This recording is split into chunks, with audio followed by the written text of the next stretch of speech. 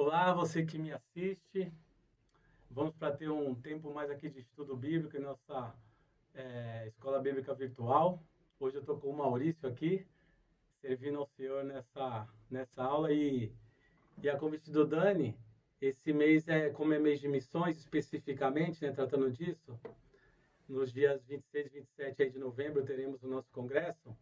Vamos falar sobre missão, sobre missões, o que isso tem a ver comigo, com você, com a igreja, definir alguns termos para que a gente possa esclarecer e compreender melhor. Então, esse vai ser o meu intuito aqui hoje. É, olhar para alguns temas sobre missões, alguns termos, definir eles brevemente, não dá para aprofundar, sabemos que o nosso tempo é curto, mas aos poucos a gente vai crescendo nesse desenvolvimento aí.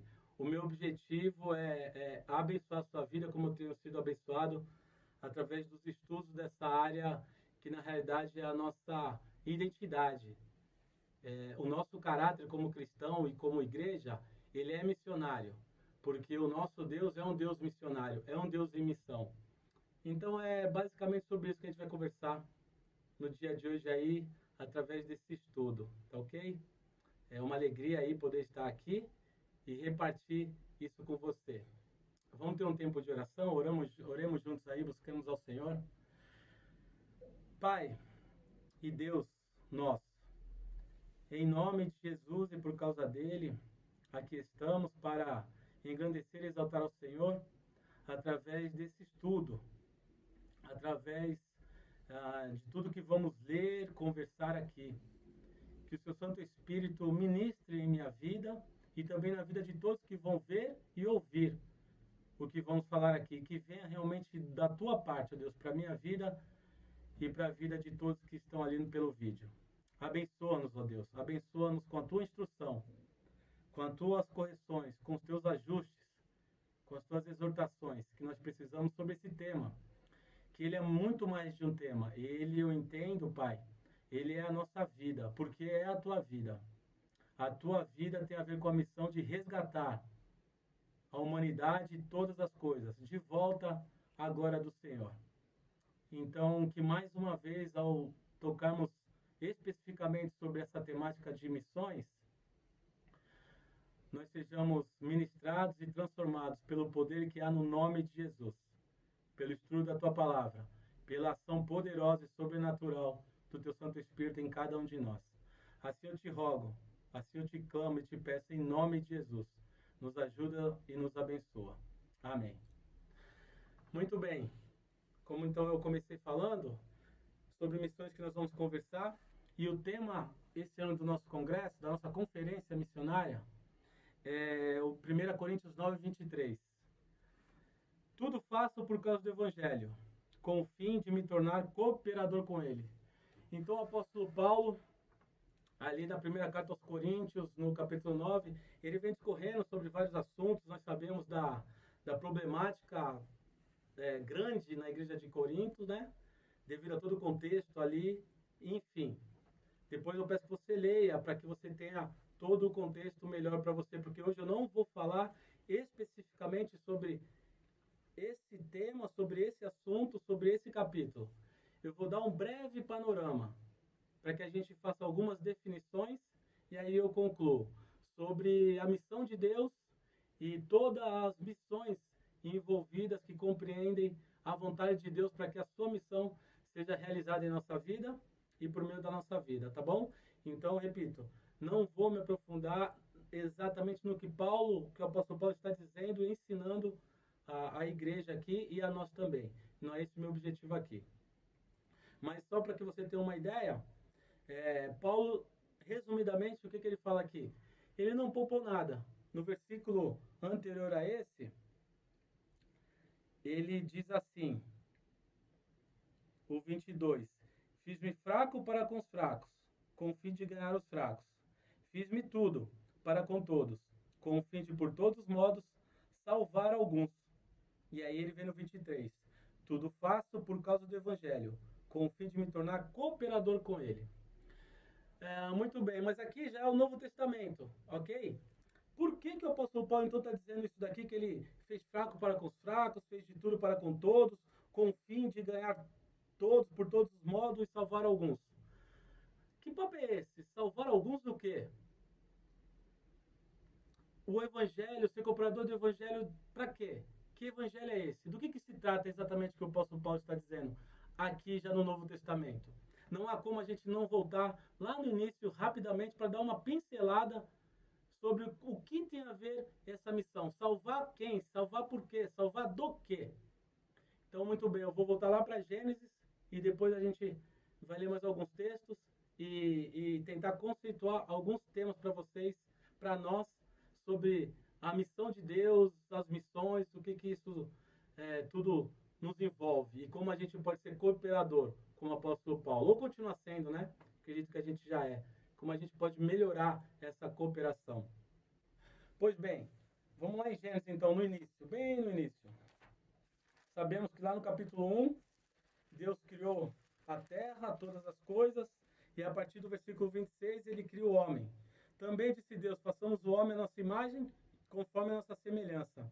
E ele tenha domínio sobre os peixes do mar, as aves do céu, sobre os animais domésticos, sobre toda a terra, sobre todos os répteis que rastejam pela terra. Criou, pois, Deus o homem, a sua imagem. A imagem de Deus o criou. Homem e mulher os criou. E Deus abençoou o homem e a mulher e disse, sede fecundos, multiplicai-vos, enchei a terra e sujeitai-a e dominai sobre toda ela. Enfim, aqui começa o plano inicial, perfeito, grandioso, maravilhoso do Senhor com a humanidade e todas as coisas. Deus nos cria a sua imagem e semelhança, cria todo o universo, toda a terra, tudo que existe nela. E a gente, através de Adão e Eva, a gente peca. O homem e a mulher pecam. E toda a criação de Deus é afetada por causa do pecado e todas as suas consequências. Que nada mais é do que o homem se rebela contra o governo, contra a soberania do seu Deus. E desde então, a partir do versículo 3, do capítulo 3 de Gênesis, até o 11, são várias as consequências desse pecado, já imediato ali. Imediato. Primeiramente, o homem que vivia em perfeita harmonia com a mulher e no relacionamento com Deus também.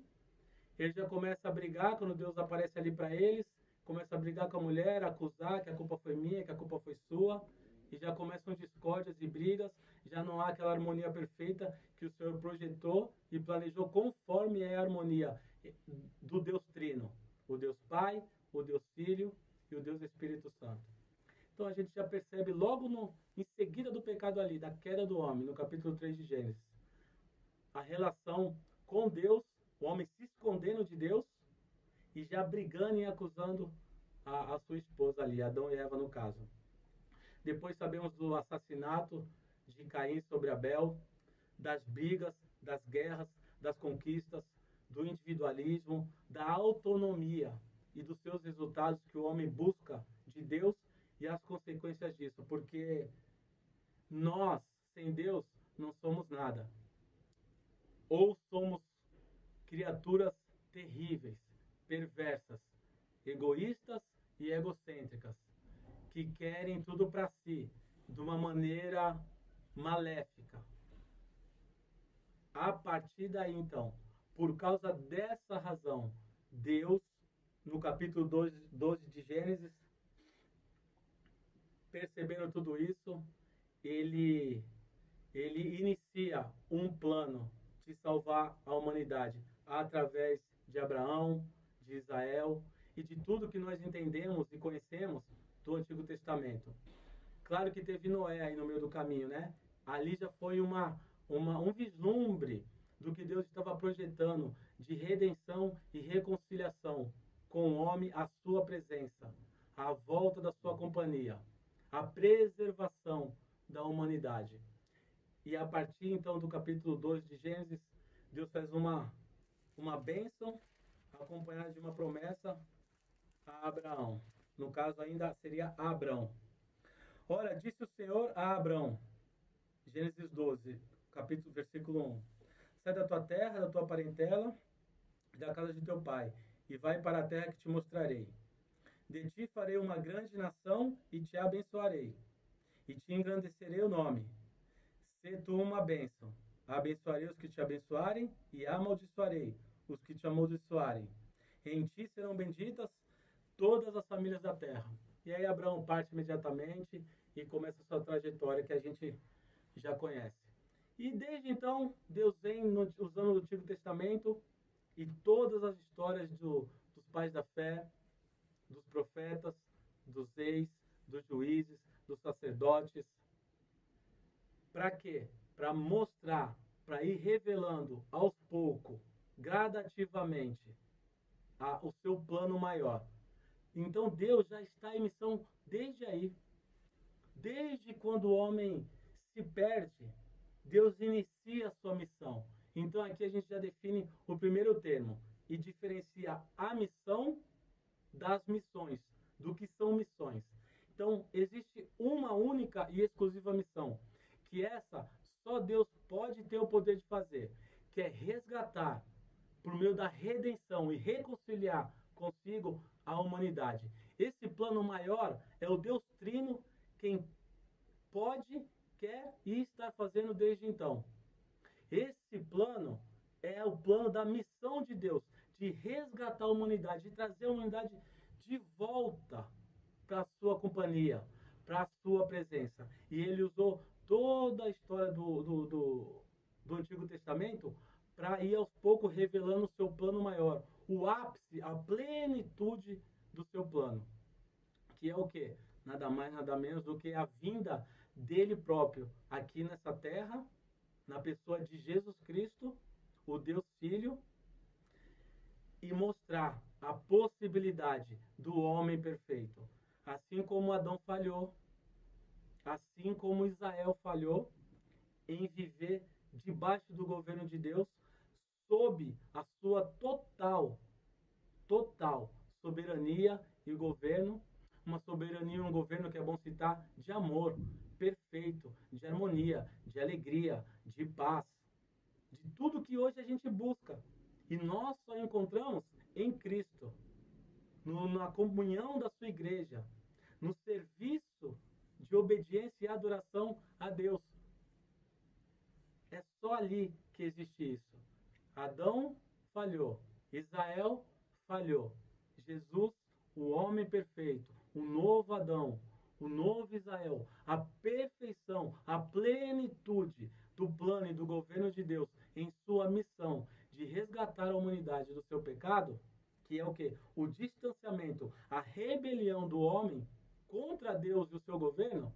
Jesus nos garante, nos prova, Deus por meio dele, que é possível, que nos é possível. Então a esperança é renovada, a esperança é confirmada, e é por ela e nela que a gente vive, em Cristo Jesus. Então, a partir daí, então, definimos o primeiro termo. De quem é a missão? A missão é de Deus. E nós temos o Salmo 24 e Romanos 11 que nos declaram isso. Quero ler com vocês. Salmo 24, 1. Depois nós vamos ler Romanos 11, 36. São dois textos bem conhecidos, onde Deus declara a sua grandeza e a sua soberania. Salmo 24, 1. Ao Senhor pertence a terra e tudo que nela se contém, o mundo e os que nele habitam. Romanos 11, 36.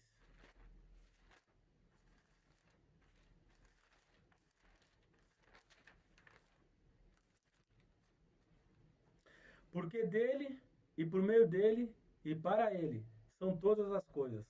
A ele, pois, a glória eternamente. Amém. Então a gente já entendeu o que é a missão e o porquê dela. Qual a causa da missão? A causa da missão é o pecado.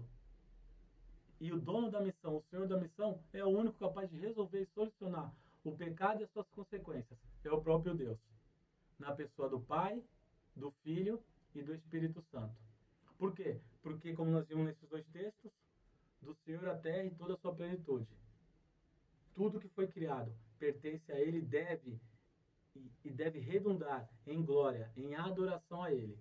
E isso não é possível porque o pecado nos separa e nos afasta dessa adoração ao Senhor. e tudo, porque dele, por meio dele e para ele, são todas as coisas.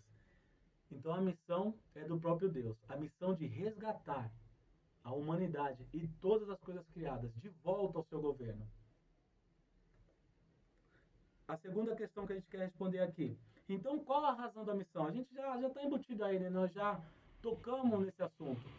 A razão da missão é declarar a glória de Deus na terra, anunciando Jesus e o reino de Deus. Como que é a vida perfeita, harmônica que o Senhor projetou para nós? Cristo nos mostra. Deus, através de Jesus Cristo, nos mostra, nos revela em toda a obra de Cristo. Em tudo, o Senhor foi obediente a Ele. Jesus nasceu e cumpriu tudo o que ele tinha que cumprir, toda a sua missão aqui na terra, enquanto vivo. Nasceu, cresceu, se desenvolveu e fez tudo o que o Pai lhe mandou fazer. Lá em João 4, no diálogo no capítulo da mulher samaritana, lá para o final, Jesus declara aos seus discípulos. Os discípulos perguntaram, saíram para ir atrás de comida, enquanto ele ficou ali com a mulher samaritana, e no retorno dos seus discípulos, eles perguntaram se Jesus estava com fome e tal, e Jesus fala, olha, uma comida eu tenho para comer, é fazer a vontade daquele que me enviou. A comida de Jesus era obedecer ao Pai. A vontade do Senhor Jesus era obedecer ao Pai, em tudo, por fé, para cumprir a missão na qual ele foi enviado a cumprir. Então Jesus não se absteve de nada. Quando ele morre, quando ele nasce e vive, ele cumpre a missão de Deus. Ao morrer, ele está cumprindo a missão pela qual ele foi enviado. E ele ressuscita. Deus prova o seu amor para conosco. Ressuscitando Cristo.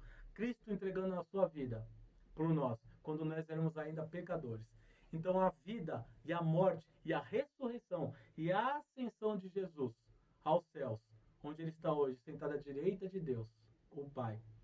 Tudo isso, em todas as coisas, Jesus cumpre a sua missão, junto com Deus, de servir e adorar a Deus, com tudo que ele é e possuía. Então, a partir daí, isso chega em nós. E aí eu quero que a gente leia 2 Coríntios 5, 18 a 20. 2 Coríntios, capítulo 5, de 18 a 20, nos diz assim: Ora, tudo provém de Deus, que nos reconciliou consigo mesmo por meio de Cristo, e nos deu o ministério da reconciliação, a saber, que Deus estava em Cristo reconciliando consigo o mundo, não imputando aos homens as suas transgressões, e nos confiou a palavra da reconciliação. De sorte que somos embaixadores em nome de Cristo, como se Deus exortasse por nosso intermédio. Em nome de Cristo, pois, rogamos que vos reconcilieis com Deus.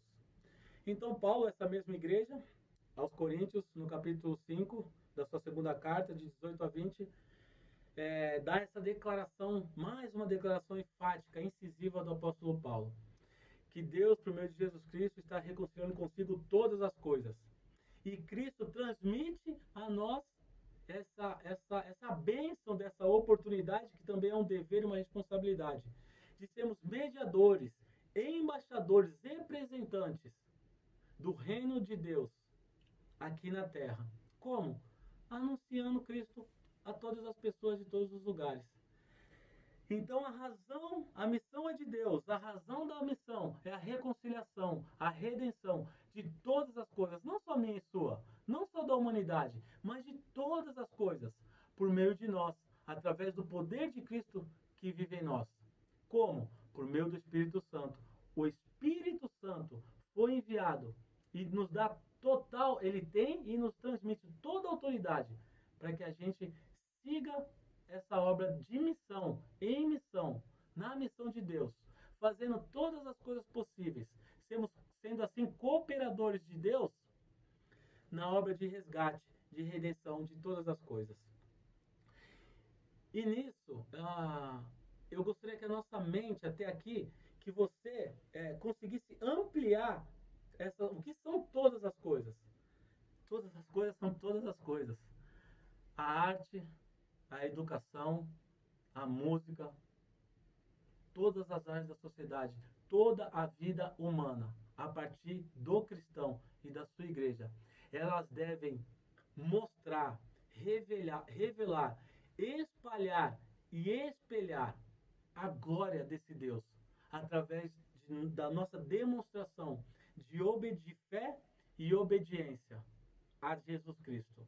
Assim como Cristo em tudo foi obediente ao Pai, até a morte de cruz, nós, a sua igreja, o seu povo, como discípulos do Senhor, devemos fazer a mesma coisa.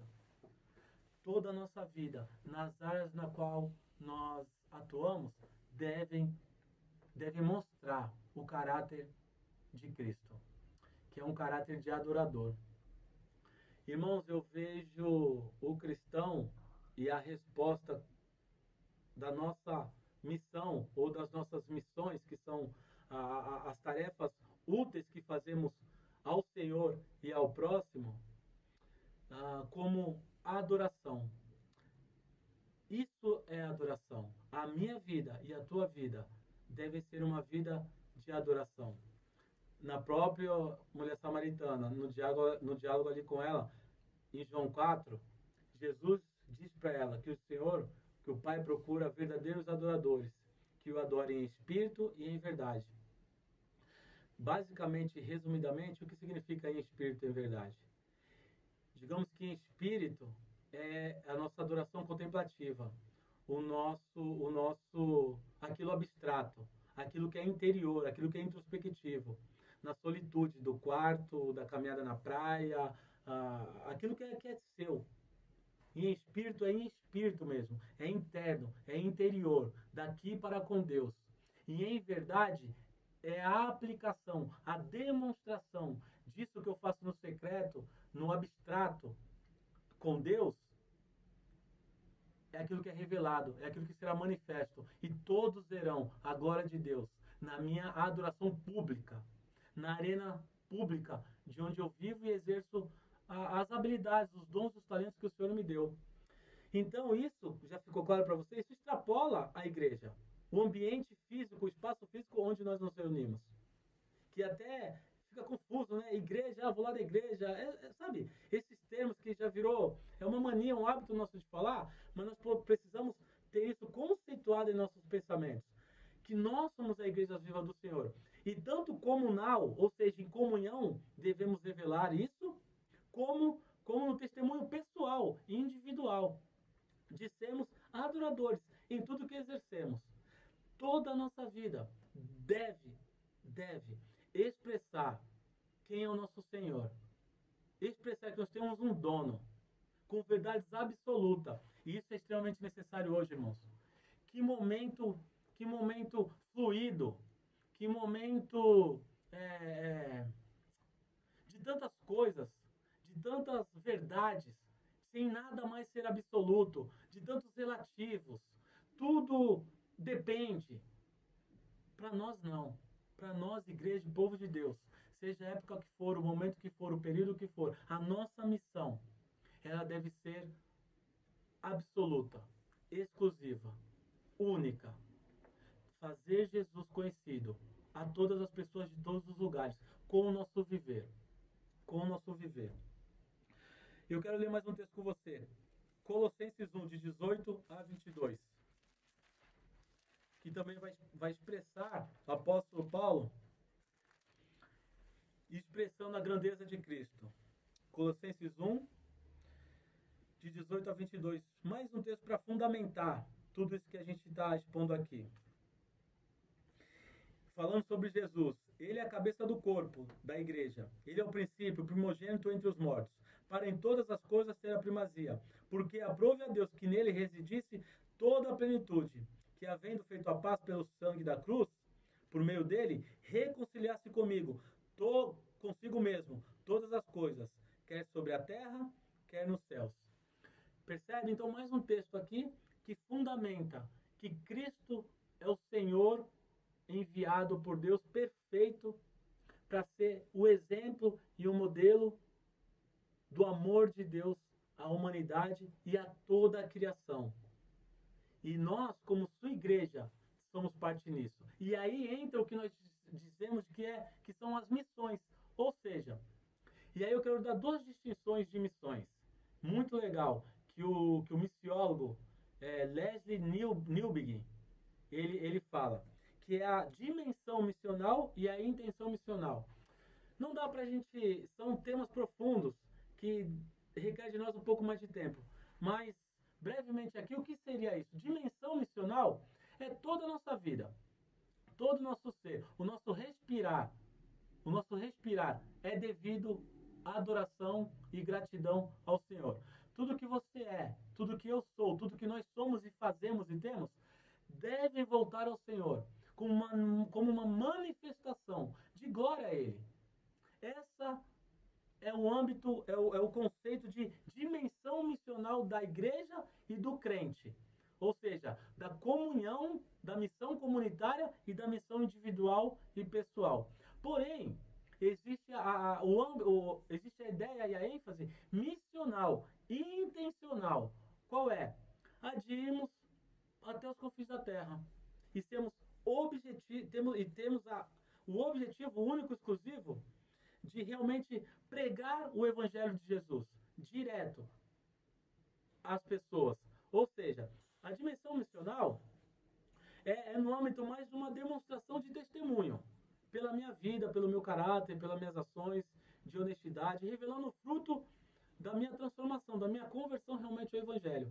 E a intenção missional, ela é diferente. Ela tem aquele aspecto mais incisivo, de você proclamar diretamente o Evangelho de Jesus Cristo, dizendo para a pessoa que é necessário, porque ela é pecadora, que ela conheça Deus através do amor e da vida de Jesus, se arrependa dos seus pecados, entregue a sua vida a Cristo, a sua história a Cristo, e a partir daí tem uma nova história a partir de Cristo. Então, a dimensão missional é tudo que somos e fazemos. E a intenção missional é a mais objetiva, é direta, é o evangelismo, é a missão mais específica de realmente e claramente e abertamente levar Cristo a todos os lugares, a todas as pessoas, para que a fé daquelas pessoas seja restaurada e ela venha adorar ao único, vivo e verdadeiro Deus, que é o nosso Senhor. Então, todas as ações de missões, elas são intencionais, individuais ou coletivas. Elas devem revelar Cristo às pessoas e trazerem elas de volta à fé nele, única e exclusivamente. E a gente não deve poupar esforços para isso, irmãos. Realmente a missão ela é custosa, ela é trabalhosa.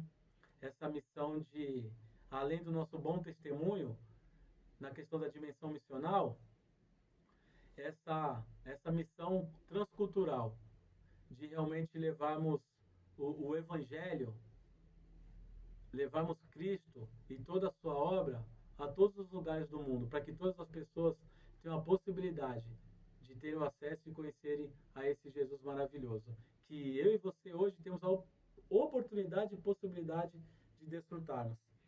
Então eu quero partir para concluir aí, dizer que isso tem a ver com esperança.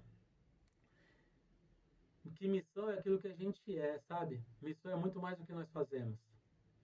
Missão tem a ver com a minha e a tua identidade, porque é a identidade de Deus, é o caráter de Cristo.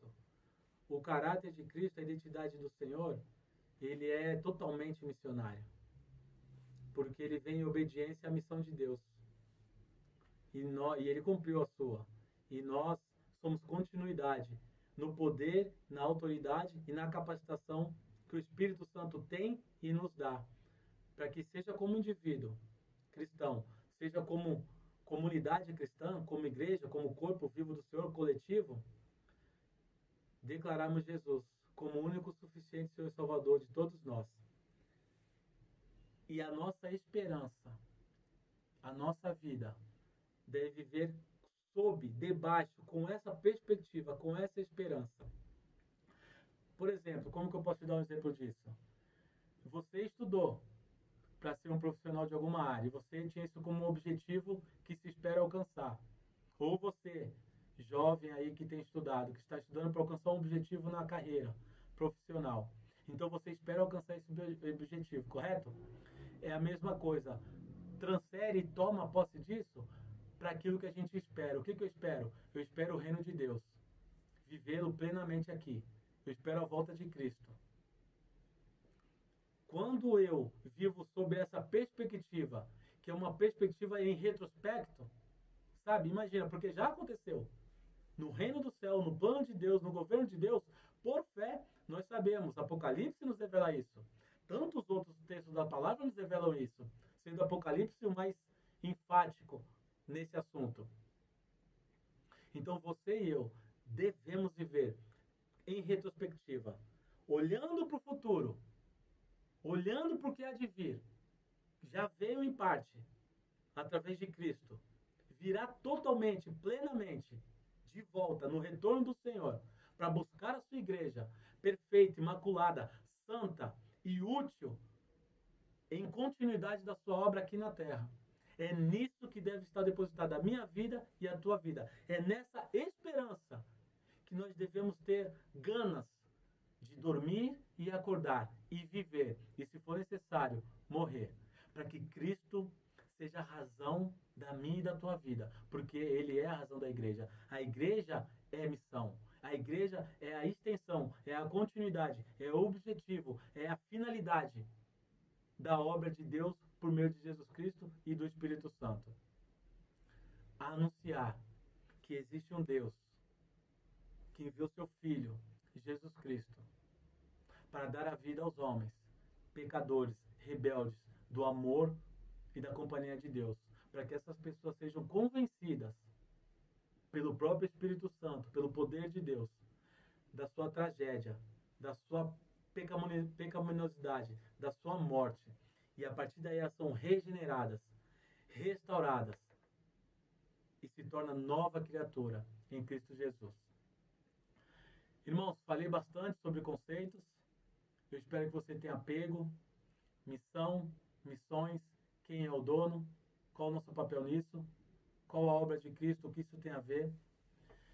Que isso te inspire a buscar mais conhecimento e a se dedicar mais, a aplicar principalmente esse conhecimento em toda a tua vida, em todo o teu ser, diariamente.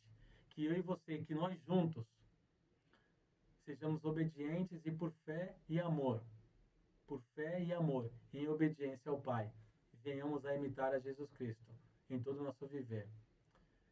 Que esse mês, onde será mais dito sobre missões, exclusivamente, especificamente, que o Espírito Santo fale com a nossa vida, nos transforme à imagem de Cristo e nos capacite a executar tudo aquilo que Ele quer que a gente execute. Ok? Deus te abençoe. Eu quero orar por mim, por você, para que isso seja possível. Que a bênção do Senhor venha e nos habilite, nos conduza a ser uma expressão viva de Cristo para todas as pessoas de todos os lugares, que a gente não poupe esforço nenhum para isso. Deus e Pai, eu começo pedindo perdão por mim, pelos meus irmãos e a minha irmã, meus irmãos e irmãs da tua igreja, que entendem e reconhecem que estamos muito aquém do teu querer e da tua vontade. E é certo que o Senhor nos perdoe em Jesus Cristo, porque o Senhor encontra em nós um arrependimento genuíno e verdadeiro, de que nós precisamos ser mais eficazes, mais dedicados, mais responsáveis em entender a tua missão e querer ser parte dela e nos empenharmos para isso, com tudo aquilo que o Senhor tem nos dado, físico, materialmente e espiritualmente, para que a tua vontade reine, governe e seja e tenha a primazia do nosso ser, de tudo que somos e temos. E Jesus Cristo seja glorificado e adorado e manifesto em nossa vida e por meio da nossa vida. E muitas pessoas sejam abençoadas pelo alcance do Evangelho do Senhor Jesus, através da nossa obediência por fé e amor sacrificial ao Senhor. Abençoa e ajuda eu, meu irmão e minha irmã, toda a tua igreja, ó Pai, em toda a terra, para a glória de Jesus. Amém. Amém. Um abraço, Deus te abençoe.